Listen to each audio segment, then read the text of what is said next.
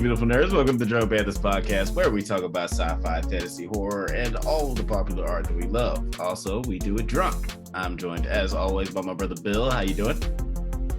Doing quite well, my brother. How are you? Great day in Odin's World Day. Yes, great day to be a god. Today, well, actually, it's a terrible time to be a god because there's somebody out here killing all the guys. Oh yeah. Well, most treacherous time to be a god. Worst time to be a god. except when we have those orgies. No, I didn't enjoy those orgies. This is the second movie where there's been an orgy joke in a Thor movie. It's like there's an orgy joke in the last Thor movie. We just make orgy jokes in kids movies now. That's what we do. That's what we do. And then we just leave it up to the kids to ask their parents what an orgy is. Yeah, we just leave it up to parents to figure it out. Yeah, here, you explain. Well, an orgy is where you get AIDS. That's what you say to your kids. I mean, that's what you say to your kids. If you need some help out there, people, you're welcome. Yeah, that's yeah, that'll help. Today we're talking about. I feel like that'll just raise up so many more problems. Because then your kid's gonna go to school the next day. America knows how to help their children. That's all we do. Your kid's gonna go to school and be like, "Hey, my mom told me, hey teacher, my mom told me that orgies is where AIDS come from." No, it's where you get it. I mean, but you know kids. Why would kids even look? Why would they do this? Why do they have orgies in the movie? Why are they? Yeah, it's very, very weird. A lot. They talk about it a lot. It's weird. So in today, if you haven't guessed, we're talking about the new Thor movie, Thor 4, More Thor Meets Gore, aka Thor: Love and Thunder. What were your initial thoughts on this movie before we dive into the nitty-gritty? It ends now. What? This is now? Catchphrase. That was my catchphrase. Oh, this ends now. Oh, yeah. That is what he said. Yeah, that is his catchphrase now, I guess. All right. He's like, that's his catchphrase now. I liked everything about it. It was dripping up and down with fanfare and little bits, tiny bits that everybody loves. Little things for the kids, little things for the adults, and a little funny from Taika Waititi, and it's good. I loved it. We should talk about it. I loved it. Yeah, cool. I was not as high on it as you were, I don't think. I thought it was fun. Story was pretty good, except for like a couple of things. But for the most part, the story was really, really good. It messes up when you basically take exactly what they did in the comic book and you do it. Well, they changed some things from the comic because they couldn't do the whole 7-year Jason Aaron. They basically use the same storyline. I mean, like they didn't do a whole bunch of changing everybody's backstory and shit. Yeah, the story itself was nice. I liked the idea of like I liked most of the things with Jane's storyline with like her cancer and her getting the powers. The weird thing with the hammer that I thought was a little weird. Where we'll she's get to it. You can explain we'll get into that later. Maybe I can say explain something in a way that maybe you'll be like, you know what? Possibly. I see it now. Possibly. But for me, this is like Guardians 2. It was like not great. The comedy didn't really work for me. That was like the biggest thing for me. The dialogue didn't really work for me. But yeah, let's get into No. Hmm? Let's talk about what we're talking about. That's this channel's motto. Yeah, this show's catchphrase. This is your catchphrase. What did you think of Jane's storyline in this movie? Like they did it pretty much verbatim from the comic book. So I got to give it a 9 out of 10 when they do stuff like that. See, that's what I look for in my comic book movies. I don't, you're looking for your comedy and all this. I'm looking for my accuracy. I'm looking for continuity. I'm looking for great acting because, we're watching a movie. So performance. And then at the very, very, very, very bottom, the aesthetic, the presentation, the sets, the computer animation CGI. Right. Yeah, that part is not as important to me. Like the action sequences, yeah. Yeah. Yeah, same. That's always fun. But well, I mean, but if it's not good, you ain't gonna be sitting there talking about how it don't matter then. I mean, well, like they're definitely. So that's why I put it but I do include it. Right. Put it at the bottom, but I do include it. No, actually, it's funny that you said, because like with like the first Thor movie, I feel like there's one good action sequence in that movie that's like memorable. But I actually really liked that first. I really like the story for the first Thor movie because it's just really just nice and interesting and simple and fun. But yeah, and I thought that this one was like nice and interesting too. Only thing I bumped up against with Natalie Portman's story or Jane's story is like, I and how it's like a little bit different from the comics. I think I haven't actually read the Jason Aaron run, but yeah, like she gets the power from Mjolnir because Thor accidentally casts a spell for Mjolnir to look after Jane, which I thought that was really cool that she gets that's how she ends up getting the hammer, and that's like a little different, but I really like the way that they wrote that. But it was a little weird that in order to protect, like the hammer was supposed to be protecting her, but it was also kind of killing her. Well, no, that's explained in the comics, but they didn't bother to really like. And in the moment where they could have, I was like, it would have been really stupid for Thor to have said all of this stuff because he kind of said it. But so in the comics, it's like draining her body. It's not. It's the reason. So sorry.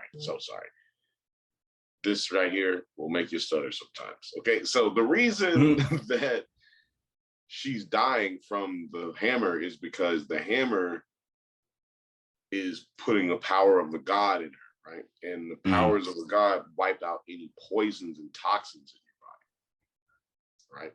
It's constantly rejuvenating her while it's in her hands.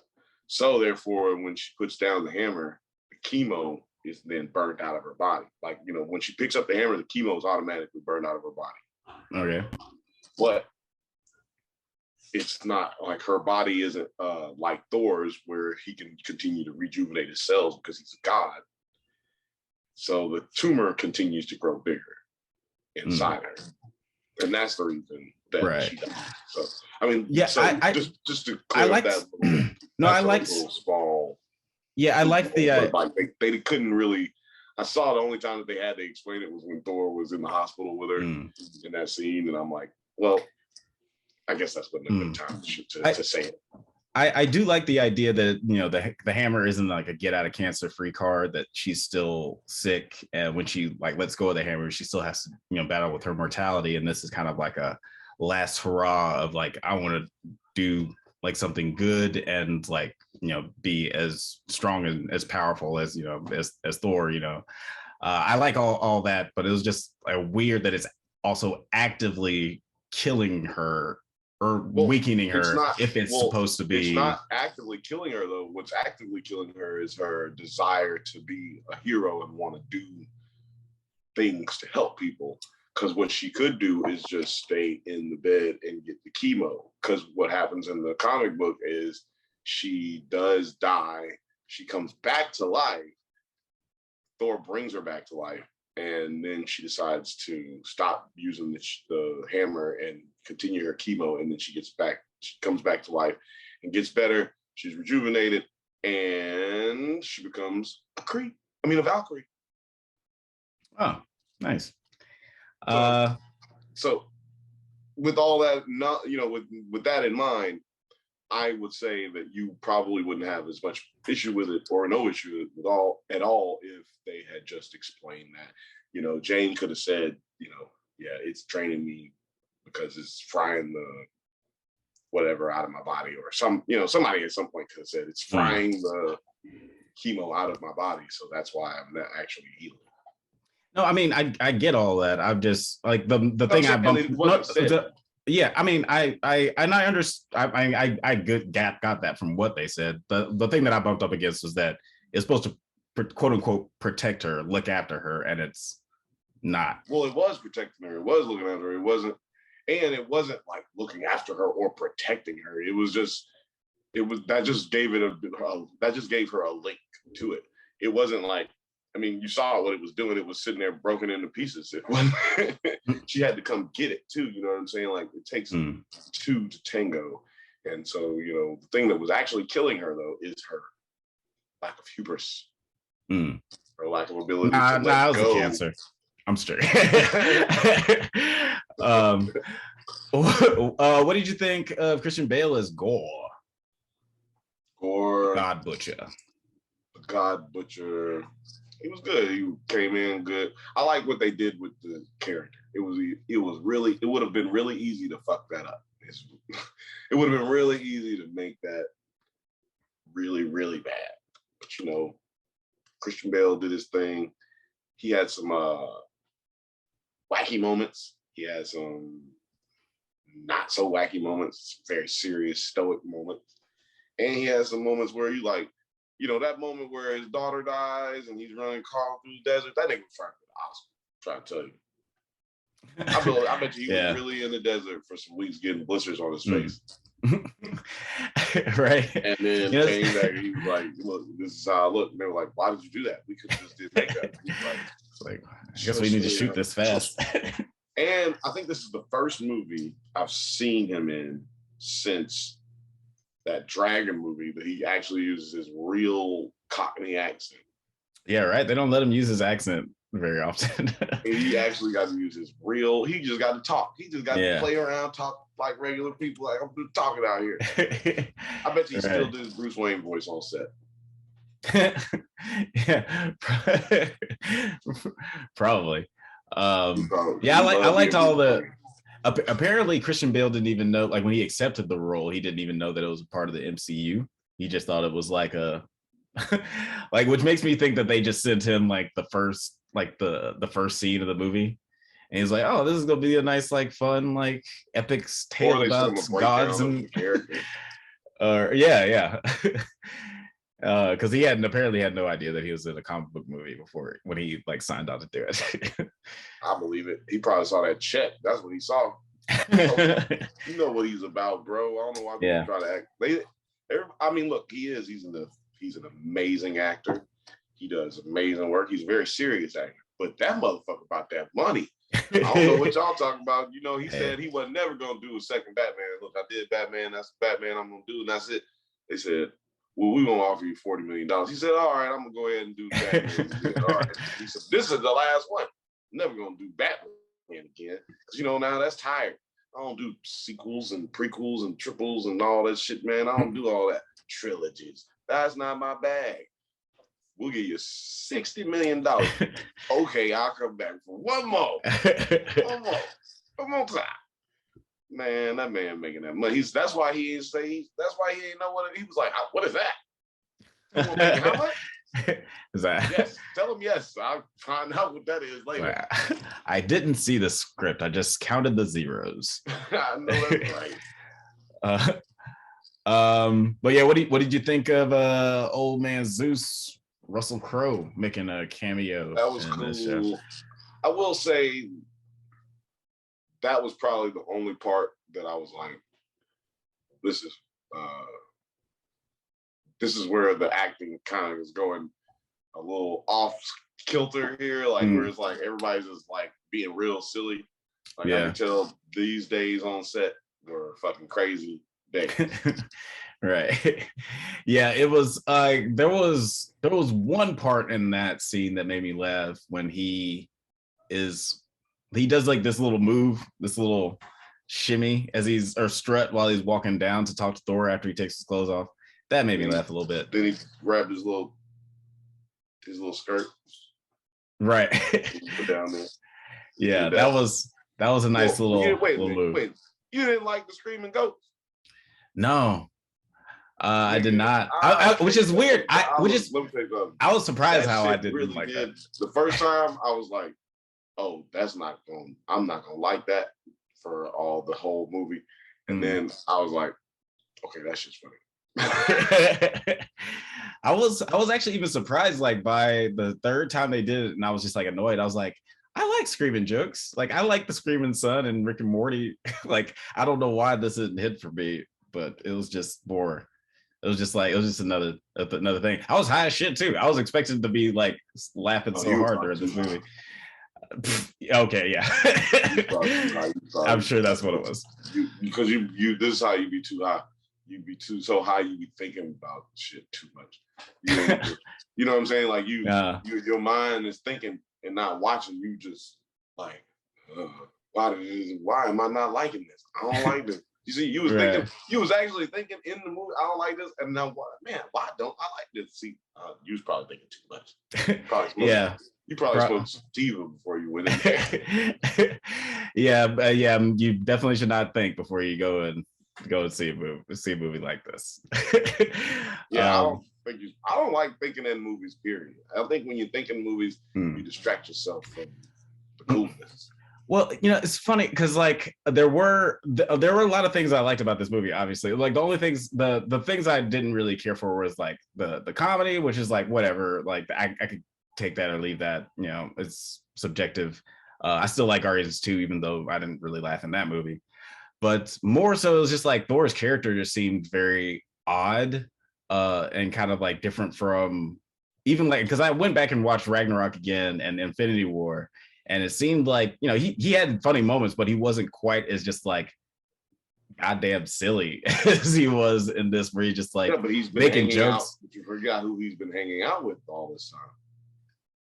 He's been hanging out with the Guardians of the Galaxy. So therefore your silly goes up a little bit, because you've been hanging out with these loosey-goosey crazy motherfuckers who every single thing that comes out of their mouth is a fucking joke. Yeah, I mean, fair enough, I guess, but I feel like that's more where it is. Like you see Thor getting more loose every movie because Thor was really an idiot in the very beginning and a tightwad. Now he's getting more and more education and more loose. I feel like it's a natural progression for this character. Like, I mean, the character is not a very smart or serious character in the comic books. Like, you know what I'm saying? Like, he's serious when he's in battle. But you know what I'm saying? Well, yeah, like one of the things that they did so well with him in these movies is he's kind of like in these movies he's a lot like Captain Marvel is in the comics, where he's like, at least in Thor and Infinity War, he's like very headstrong. He'll make a joke every once in a while, but it's more so the world around him that is like really, really fucking weird, and he's just like kind of reacting to that. But like his flaw is that he's headstrong and he's overconfident, and that's what gets him so fucked up in so many situations.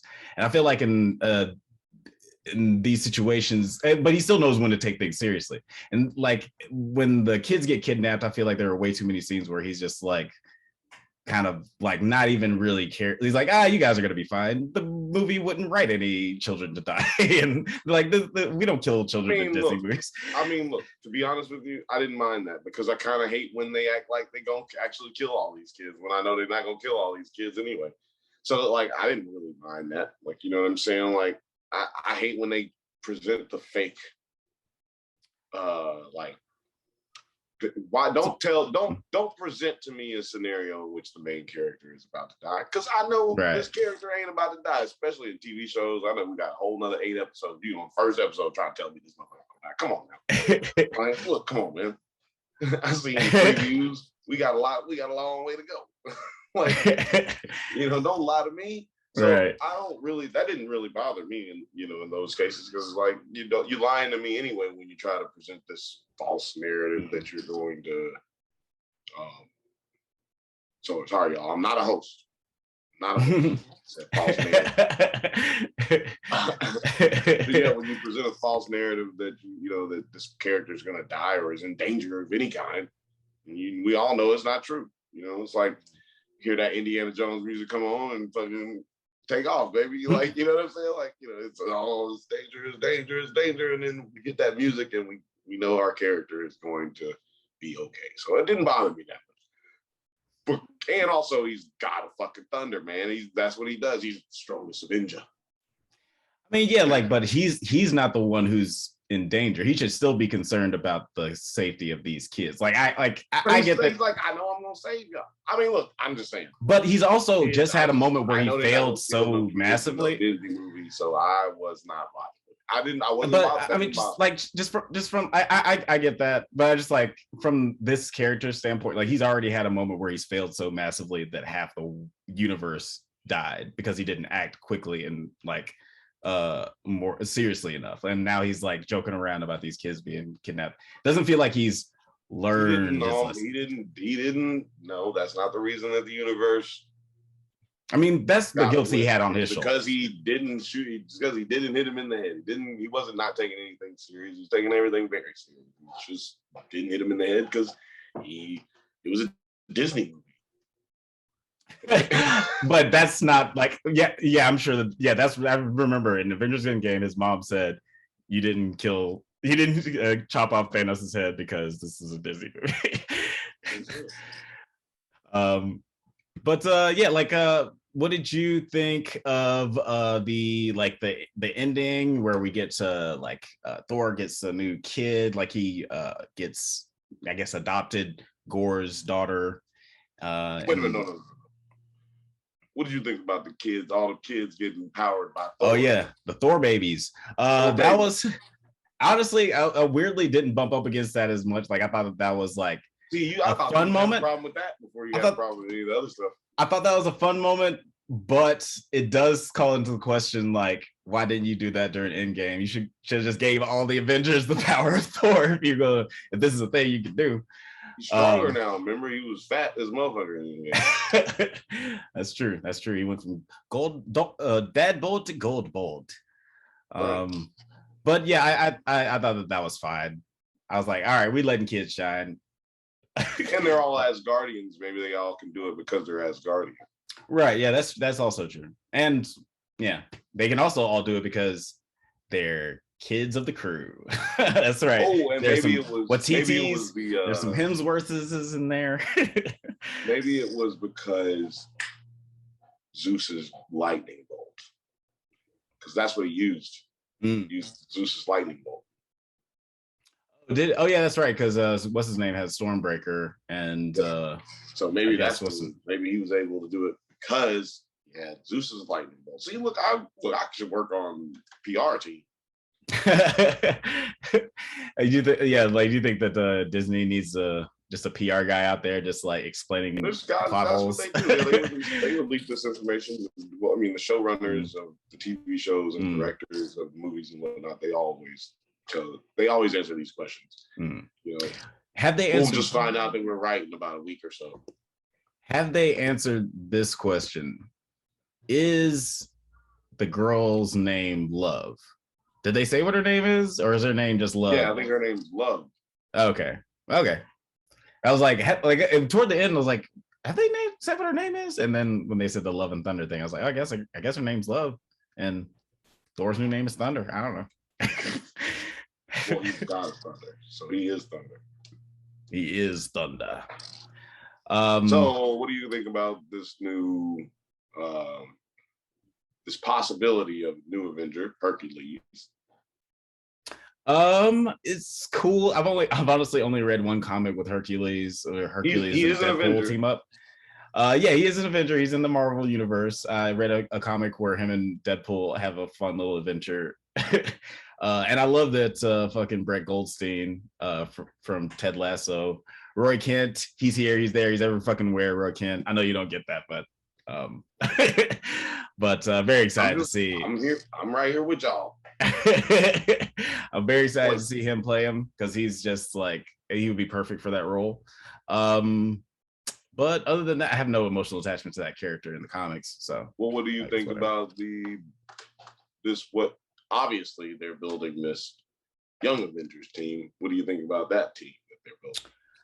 It's fine. I mean, it's gonna be a nice little Disney Plus show that they put out in a couple of Chris years. Hainsworth said, my daughter is gonna be up in there. She yeah, what right. Y'all talking about? Y'all did not try to do one without one of my family members getting one of these. Right. Shit. Y'all handing out Disney Plus shows to kids. Let my kid have one. Oh yeah, shout out to Baby Hainsworth in this one. Yeah. Because like cameos, what I've always cameos. Everybody always thought. Oh yeah, that's right, Baby Damon was in it. What's the other lady? Kathy. Melissa McCarthy. Melissa McCarthy. Yeah. Melissa McCarthy's in it. Well, shout out to motherfucking Baby Hainsworth. Yeah, Baby Hainsworth back in here. Yeah, that's what I've always said. The Hollywood needs more Hemsworths. We don't have enough. God, yeah. I actually need to look at the credits, like between Chris's kids and his brother. Right, like between his kids and his brother, like how many Hemsworths are in this movie? Probably some more. Probably some more. Some lighting guys or some personal assistants. There's Derek Hemsworth doing running sounds. Hand out some condoms over there at the Hemsworth house. Melissa McCarthy's personal assistant is Gordon Hemsworth. Yeah, and don't forget Bob Hemsworth. Oh yeah, Bob. He goes by Robert now. I think ever since he turned 24. That's when he started his blinds business, his blinds and drapes business. But now he's all sedity. Get your blinds hemmed by Hemsworth. That's his catchphrase. He's working. That's his catchphrase. You can look it up in your phone book. Speaking of catchphrases, I liked Natalie Portman's return to the series. I like. What do you think her catchphrase was? I think honestly it doesn't matter. I thought that they closed up that loop with her saying eat my hammer or whatever. I was like, yeah, she said that corny thing, but it sounded cool. And I was like, I don't know why you have I was this glad that wasn't it. I don't know what it is. I'm just glad that eat my hammer wasn't it. Yeah, for me that was like Finn telling Rey, I have to tell you something. Like whatever. Well, at least you're going to get to see them actually possibly close that loop. Like Star Wars did not do it. That's true. And that was bad. I should never compare anything to Rise of Skywalker. Right. That was me. Now you have to take a shot. What did you think of that post-credit scene with Natalie Portman? Speaking of, we get the post-credit scene of her. I didn't say for this, but apparently, we see her entering Valhalla. Valhalla. It was kind of dope.